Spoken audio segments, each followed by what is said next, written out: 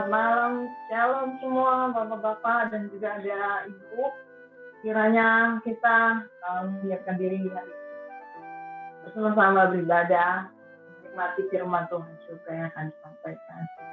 Kami serahkan kepada hamba. Oke, terima kasih Bu Mas Talena yang telah memimpin kita dalam pujian malam ini.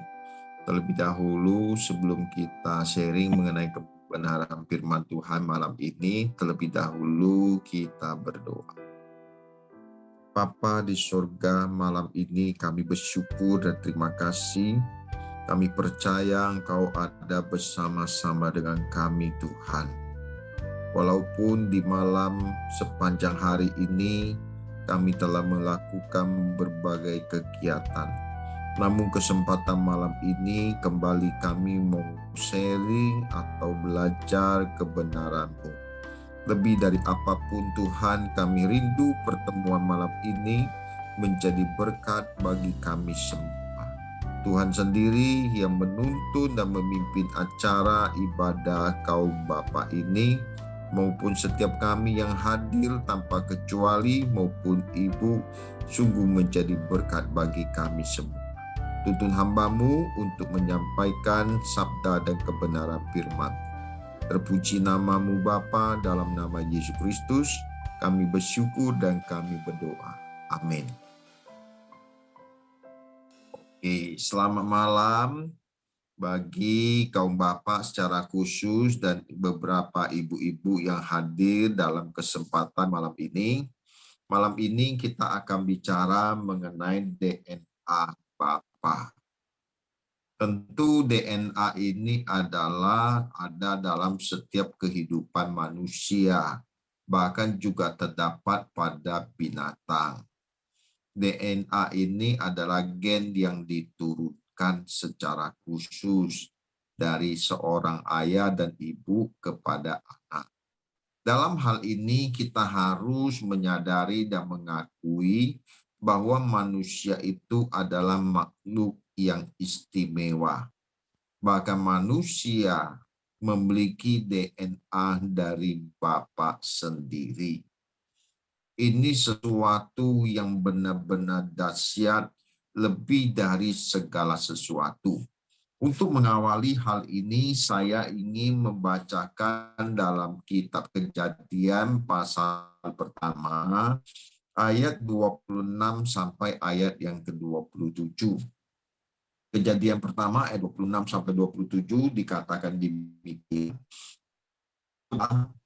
Baiklah kita menjadikan manusia menurut rupa kita, supaya mereka berkuasa atas ikan-ikan di laut dan burung-burung di udara, atas segala ternak, atas seluruh bumi, dan atas segala binatang merata yang merayap di bumi. Ayat 27, maka Allah menciptakan manusia itu menurut gambarnya. Menurut gambar Allah diciptakannya dia, laki-laki dan perempuan diciptakannya mereka. Jadi kita melihat dari ayat ini ternyata tersirat ada suatu karya yang besar yang Allah nyatakan dalam hal penciptaan. Ketika Tuhan menciptakan langit dan bumi, Tuhan hanya berfirman, jadilah terang, maka terang itu jadi. Jadilah cakrawala dengan segala isinya juga semuanya jadi. Tetapi ketika dia menciptakan manusia, seolah-olah Allah benar-benar berkarya. Memang Allah berkarya di dalam penciptaan manusia, di mana manusia dibentuk dari debu tanah. Hal ini dikatakan Kejadian 2 ayat ke-7. Ketika itulah Tuhan Allah membentuk manusia dari debu tanah dan mengembuskan napas hidup ke dalam hidungnya. Demikianlah manusia itu menjadi makhluk yang hidup.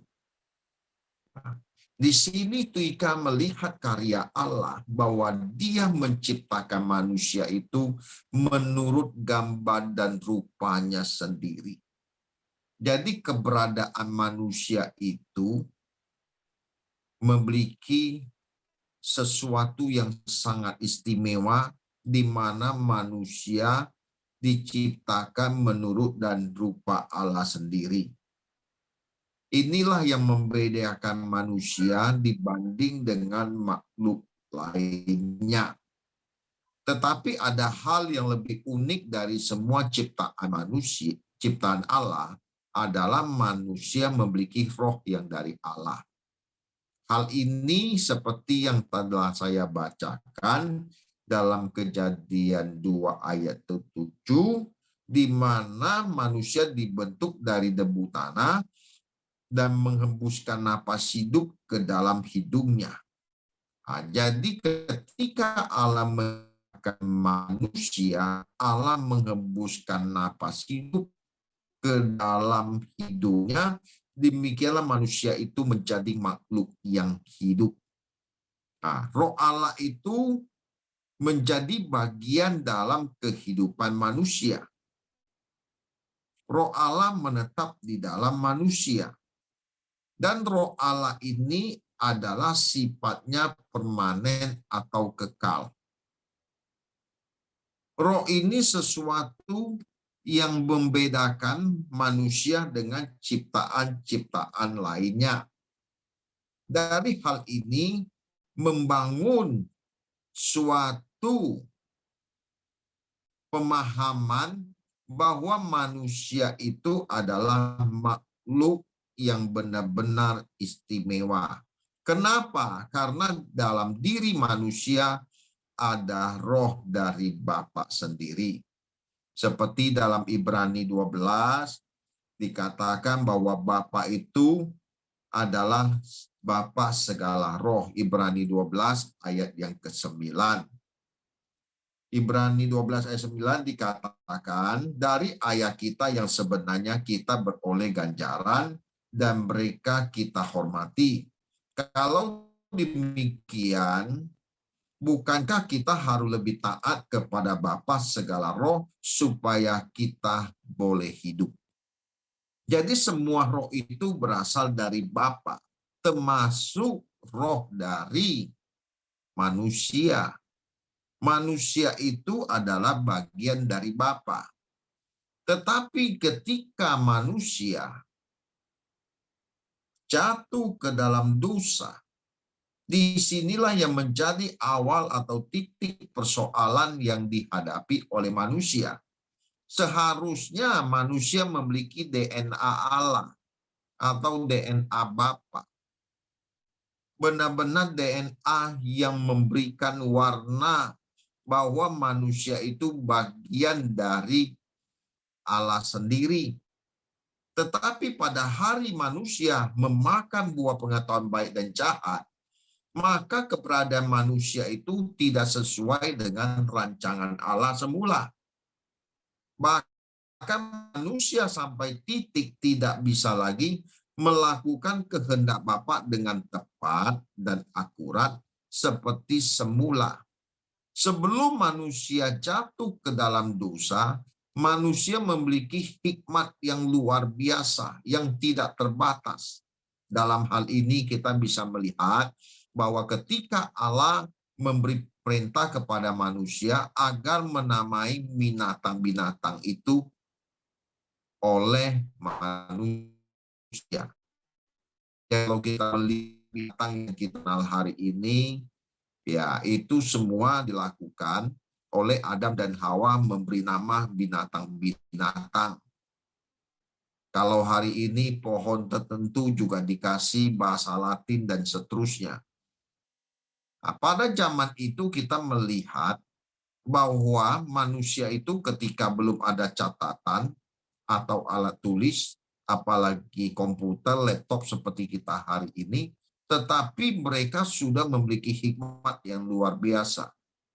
Ketika mereka memberi nama binatang itu, mereka tidak lupa, oh ini namanya kodok, ini namanya dogi, ini namanya harimau.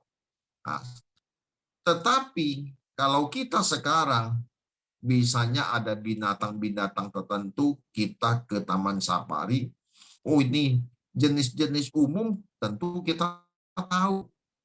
Tapi untuk jenis-jenis tertentu, Walaupun sudah dikasih tahu oleh pemandu wisata, misalnya ini burung jenis ini.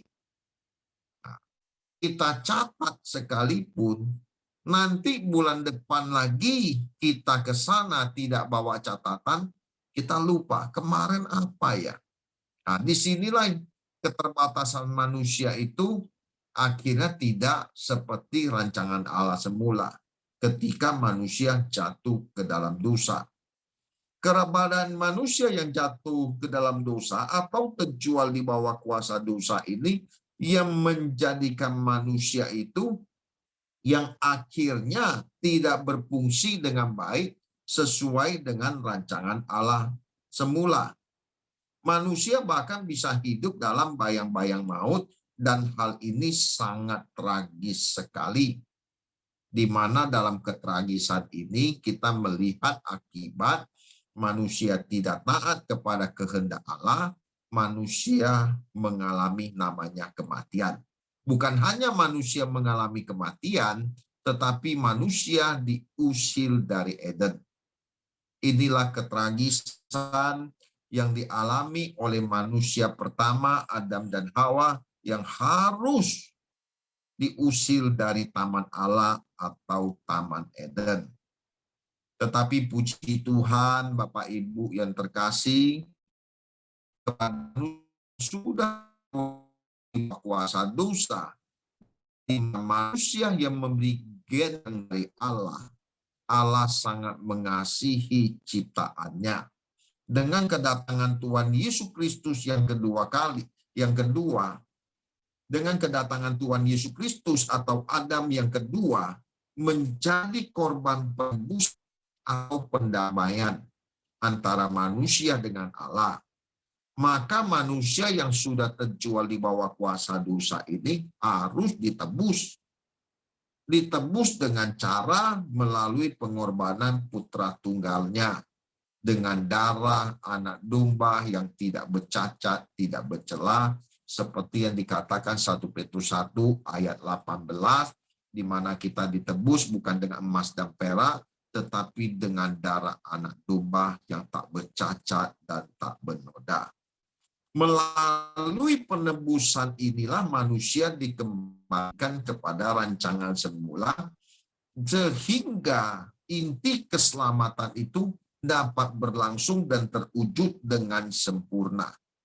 Sehingga DNA Allah yang tadinya sudah menjadi rusak akibat dosa, sekarang mengalami pembaharuan atau pemulihan yang dikerjakan oleh Kristus Yesus. Setelah mengalami penebusan, manusia yang berdosa itu harus mengalami perubahan demi perubahan. Tentu perubahan ini adalah perubahan yang bersifat batiniah. Perubahan batiniah ini masuknya perubahan dari manusia yang berkodrat dosa menjadi manusia yang berkodrat ilahi. Ini yang sangat penting di dalam kehidupan kekristenan kita.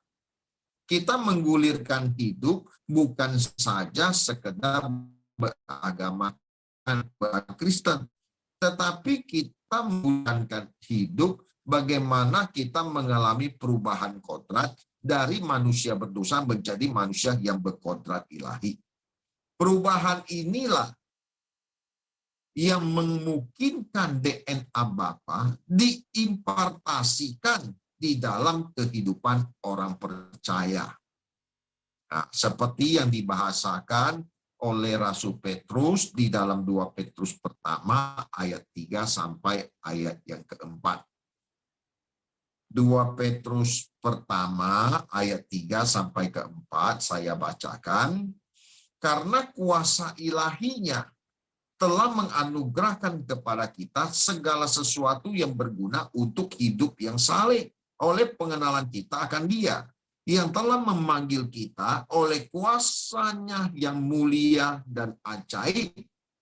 Dengan jalan itu, Ia telah menganugerahkan kepada kita janji-janji yang berharga dan yang sangat besar, supaya olehnya kamu boleh mengambil bagian dalam kodrat ilahi. dan luput dari hawa nafsu duniawi yang membinasakan. Nah, di sini ada kata yang sangat penting karena kuasa ilahinya telah menganugerahkan kepada kita segala sesuatu yang berguna untuk hidup yang saleh oleh pengenalan kita akan Dia. Hanya melalui penebusan Tuhan Yesus Kristuslah baru bisa terjadi perubahan kodrat dari manusia yang terjual di bawah kuasa dosa menjadi manusia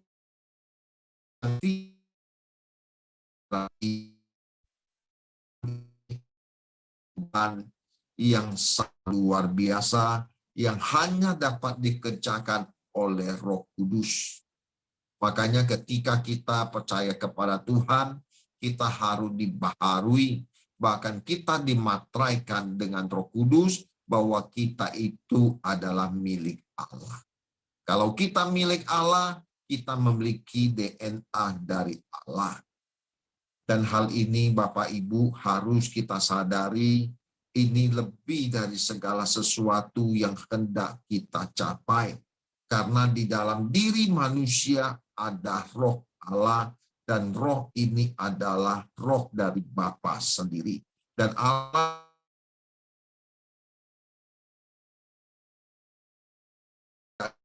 atas setiap roh itu kembali kepada Dia.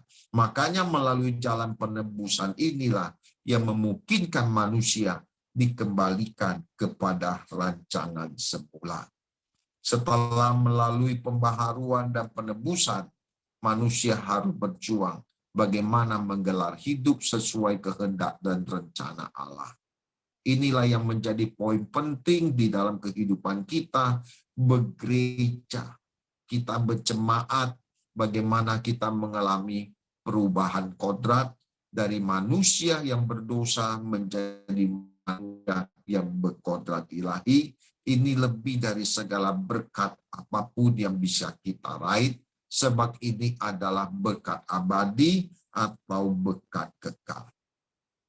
Sampai di sini Bapak Ibu yang terkasih, tentu kalau seseorang mengalami atau memiliki DNA dari Bapa, maka ada beberapa ciri yang menandai bahwa seseorang itu memiliki DNA Bapa. Kalau seorang bapak misalnya anak sama bapak pasti memiliki gen yang diturunkan dari ayah dan ibunya. Itu bisa kita baca kok anak ini mirip ya sama bapaknya, sama mamanya. Karena DNA yang diwariskan dari orang tuanya. Kalau kita memiliki DNA bapak, tentu ciri yang pertama itu adalah yang pertama adalah kita tidak akan betah hidup dalam dosa. Kalau kita memiliki DNA Allah atau Bapa, kita tidak akan betah hidup dalam dosa. Nah, ini harus kita garis bawahi. Kalau orang masih hidup dalam dosa, berarti dia belum memiliki DNA Bapa. Karena upah dosa adalah maut, tetapi kasih karunia adalah hidup kekal di dalam Kristus Yesus. Jadi dosa itu bisa membinasakan kita. Kebinasaan. Jadi kalau bicara bukan hanya secara fisik, tetapi lebih menuju keterpisahan seseorang dari Allah sebagai sumber kehidupan. Kalau seseorang masih hidup dalam dosa, kita harus segera bersadar, kita harus segera berbalik, sebab melalui penebusan Tuhanlah diimpartasikan DNA Allah bagaimana kita mengalami perubahan kodrat. Pada kesempatan malam ini, kiranya kita sadar, janganlah hidup dalam dosa. Sebab orang yang hidup dalam dosa, dia tidak akan memiliki perkenanan Allah. Sebab di 2 Korintus 6 ayat 17 sampai ayat 18. 2 Korintus 6, 17 sampai 11 dikatakan demikian, sebab itu keluarlah kamu dari antara mereka, dan pisahkan dirimu dari mereka, firman Tuhan. Janganlah menjamak apa yang najis, maka aku akan menerima kamu. Dan aku akan menjadi bapamu, dan kamu akan menjadi anak-anakku laki-laki, dan anak-anakku perempuan. Demikianlah firman Tuhan yang Maha Kuasa. Jadi kita harus keluar dari cara hidup kita yang tidak berkenan. Kita harus memisahkan diri. Ini bukan sesuatu yang sederhana, tetapi inilah yang Tuhan ingin agar kita meresponi, bahwa kita harus keluar dan memisahkan diri serta tidak menjamak apa yang najis. Sebab kalau tidak demikian, kita tidak akan berkenan kepada Tuhan.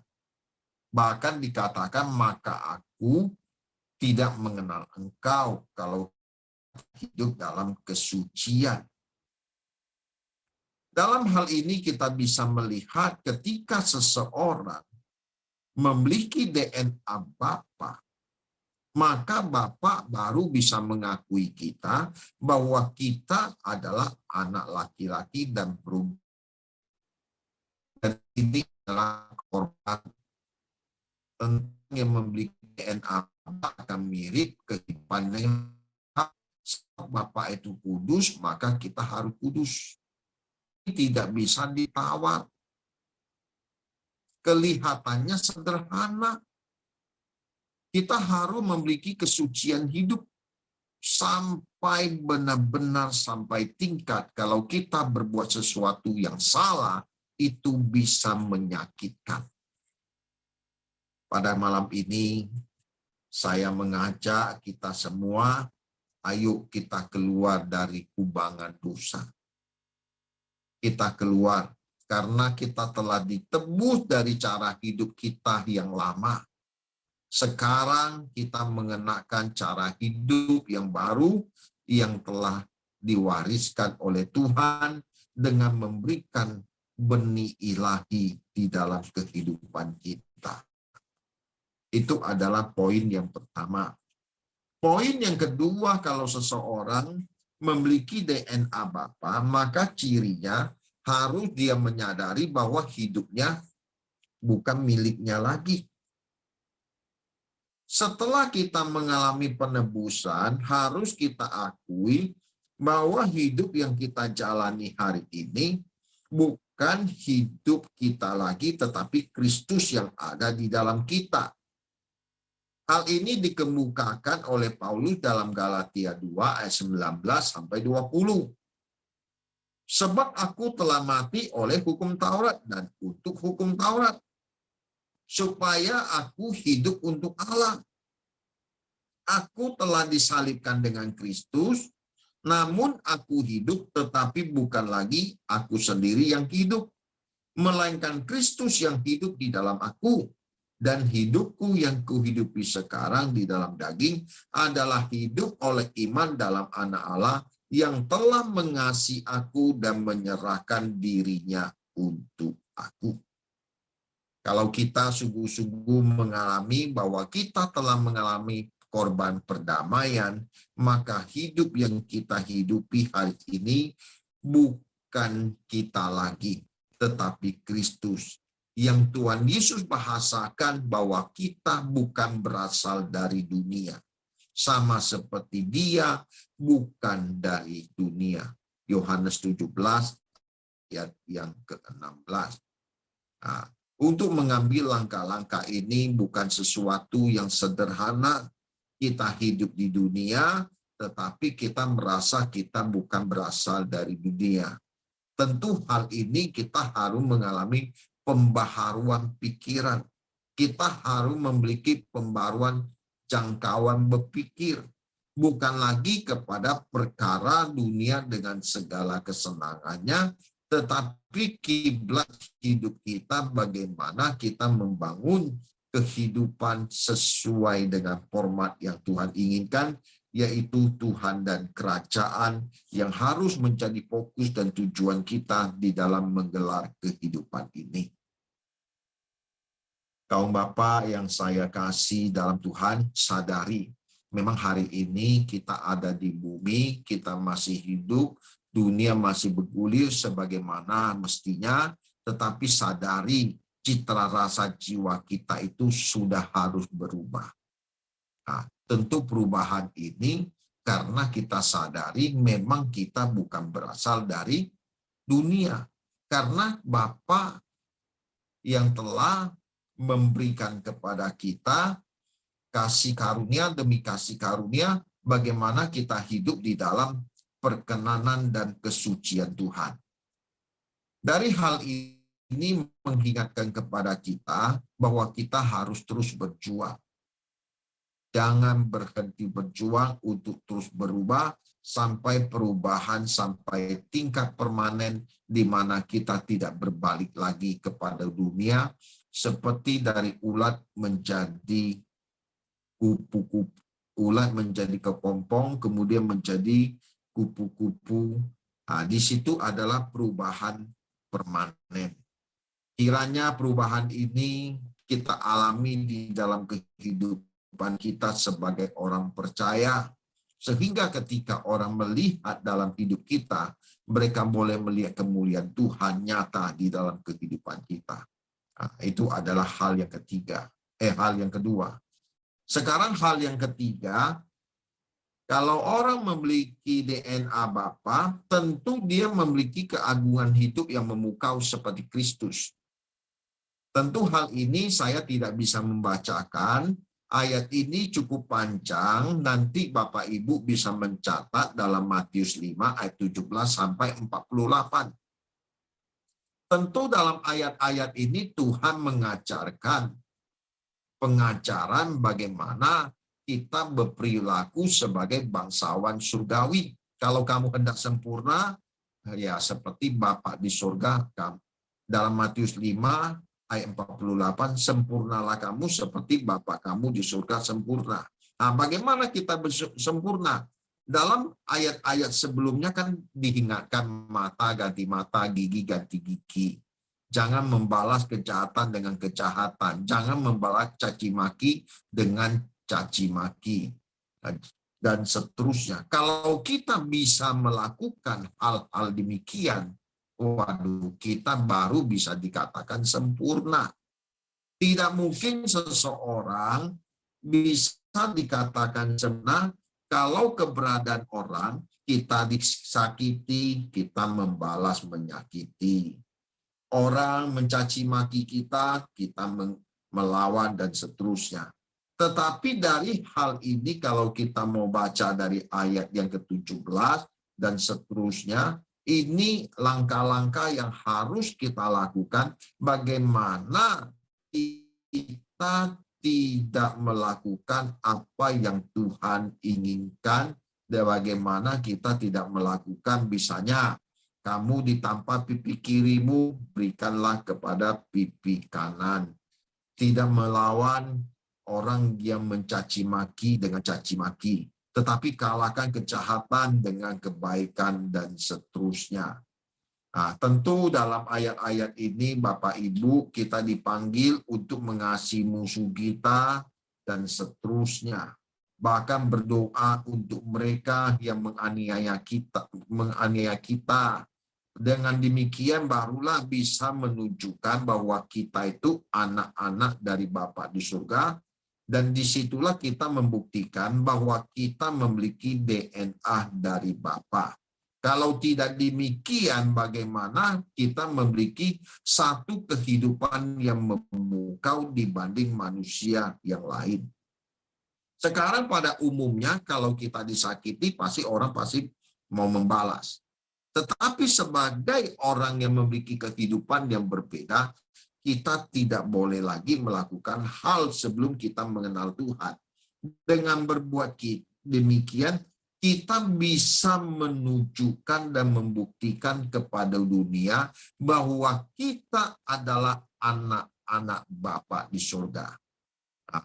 sampai tingkat ini Bapak Ibu, kita bisa menjadi berkat bagi banyak orang lain dan melaluinya nama Tuhan dipermuliakan. Nah, poin yang keempat atau ciri yang keempat atau yang terakhir adalah kita rela berkorban demi Tuhan.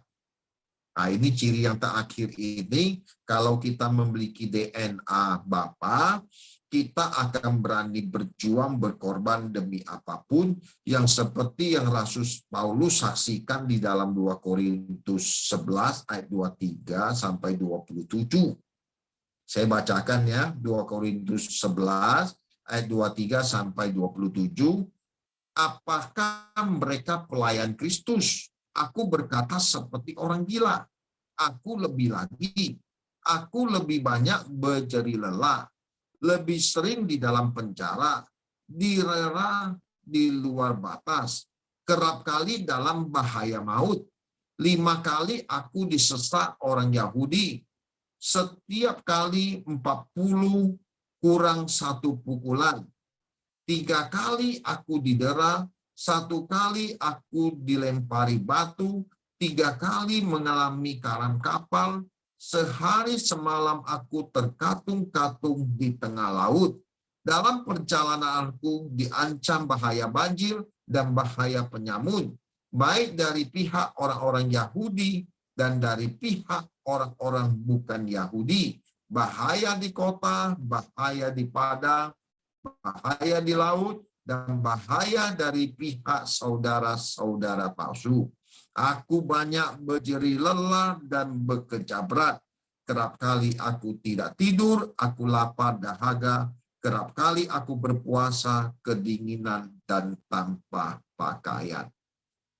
Jadi kalau kita memiliki DNA Bapa, kita rela berkorban untuk Tuhan seperti yang Rasul Paulus katakan bahwa dia itu rela kehilangan segala sesuatu, bahkan dia seringkali diperlakukan tidak adil di dalam kehidupan pelayanan, banyak kesulitan, tantangan yang harus dihadapi oleh hamba Tuhan ini. Tetapi dalam semuanya ini kita melihat ciri orang yang telah mengalami pembaharuan sehingga yang dia tampilkan dalam kehidupannya adalah Kristus. Dan contoh inilah yang harus kita teladani. Jangan kita bersungut-sungut di dalam kesulitan, di dalam persoalan yang sedang kita alami, tetapi kita sadarilah bahwa apapun yang kita kerjakan, yang kita lakukan, semua hanya untuk kemuliaan Tuhan. Tentu ini bukan sesuatu yang sederhana. Mari kita berjuang bagaimana kita rela berkorban.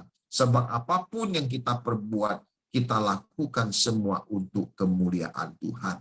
Karena dialah yang mempunyai segala kuasa dan kemuliaan, baik di surga maupun di bumi. Sebab segala sesuatu dari dia dan oleh dia, bagi dialah kemuliaan sampai selama-lamanya. Mari kita bangun, biarlah DNA Allah nampak di dalam kehidupan kita masing-masing. Sehingga itu yang membedakan kita antara orang yang memiliki DNA Bapa atau kita memiliki DNA dari dunia ini.